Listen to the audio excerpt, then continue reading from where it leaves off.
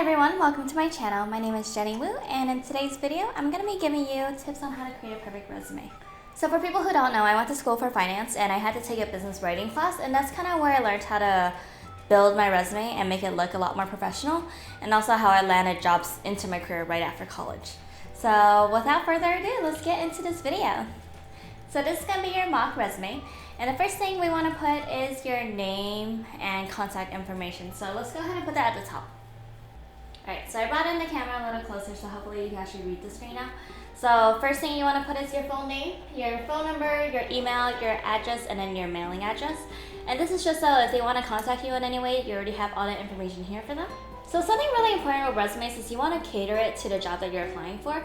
For example, if the job you're looking for requires a college degree, you definitely want to emphasize that at the beginning of your resume. So basically what I have written here is that I went and got my bachelor's in business, and then this is where you're going to put your education part if your job requires you to have a college degree. Sorry, my pen's gonna die. So you want to put the official name of your degree and also the college that you graduated from, and if you're if you had a pretty good GPA, I will put that too, or if you're in any clubs. So for mine, I put my GPA and then also any other clubs I was in while I was in college. Alright, next up we're going to do our chronological work history. So we're going to start with the newest and then go to the oldest. So let's go ahead and start. So as you can see here, I have my most recent job. I have work number 1. I have the date to date. So when I do my dates, I like to do the month and then the year. So let's say I got the job December 2016 when I graduated, and then I have the job to current, so I will write until current. I like to put the position name, the company, and then I like to put bullet points of what my role was at that job. So in terms of writing bullet points, I definitely recommend you have the same amount of bullet points as your other job history. So for example, if I have 3 works, I want to have 3 to 5 bullet points per each one. So it will look something like this. So each job will have the date range, 5 bullet points. And I'm not going to write that again because you kind of get the idea. But when you're writing these bullet points, something that I like to look at is your job description when you were hired. Just think about your day-to-day work roles. And another key point when you're doing your bullet points is to make sure you use a lot of numbers. For example, serve 20,000 customers within a month, or increase profits by 15% year over year, and stuff like that. So you definitely want to do pinpointed numbers if you can track any of those things. Another important thing to note is even if you're not in your career and you only work, let's say, for example, for me, my field is in finance, but my first 10 plus jobs were in food and beverage as a server, I still put those jobs on my resume even though they weren't they weren't directly related to my field. I did like finance related stuff. For example, if I did training, or if I did hiring, if I did interviewing. My point is, whatever work that you did do, just try to gear what your work history is to whatever job you're applying for. So for example, going to a finance job from food and beverage, I try to find like the common places. For example, point of sales, how many things did I upsell?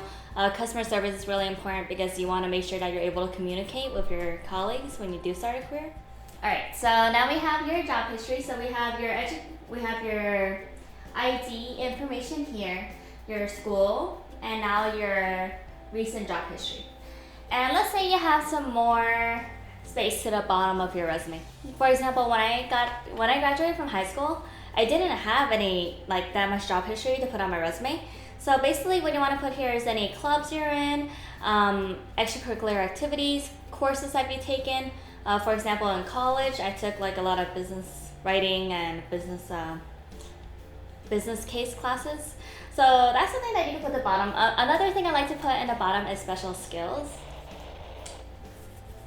So this is kind of where you can make yourself stand out from other people.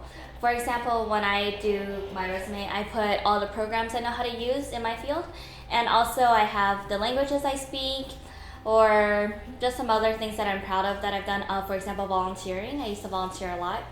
So that's kind of where you want to reserve the bottom part of your page. It's just kind of like, hey, this is something that will set me aside from other people, you know? Oh, another point that I should have mentioned is when you're in here, under details for your jobs, make sure you're extremely specific. So if you use a lot of programs, make sure you list each one of those programs. If you learned certain formulas while you're in school, make sure you list out those formulas. It really shows that you kind of know what you're talking about, and the more detail you can put in here, the better. Another key that I would give you is in my business writing class, they said always keep it to one page and have it as a white background to make it more professional. So that's something that I've kept true to myself. A lot of people wonder if they should put pictures, but unless you're doing like a modeling job, I don't think it's necessary. For example, when I worked in a casino in Vegas, we did pool hiring, and a lot of those girls had to have their pictures on their portfolios because it was a modeling pool job. So in that case, I think it would be a good idea to put your photo. But if you're applying to be like a researching analysis, like I don't think they really care. At least they shouldn't. So nice, quick and easy. This is how you would do your resume. This is how I personally do my resume, and I have done it this way since I was 17, so like 8 years ago. I just aged myself. Okay, so here's another clue that will help you with your resume. This is something that we learned in business class. It's called a 4-quadrant rule. Why did I say quadrant like that? It's called a 4-quadrant rule. It's called a 4-quadrant rule. So basically, you're gonna divide your resume by 4. And you're gonna pretend like that's equal.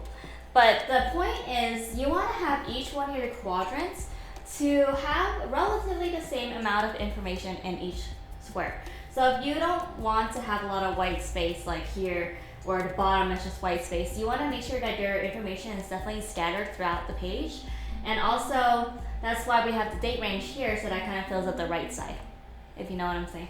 So I hope these tips are helpful. I wish you good luck on your job search. If you like more content like this, please consider liking this video, comment down below what you would like to see from me, and subscribe to my channel for more content. I was thinking of doing like a Job Seekers Academy series where I can kind of help you with interview tips or resume tips or interview questions, because that's actually one thing that I did do a lot of in college, was like a lot of interview prep. And it's something that I'm very proud of, and I think I got down because I kind of got the careers I wanted straight out of college. Alright, well, thanks so much for hanging out with me.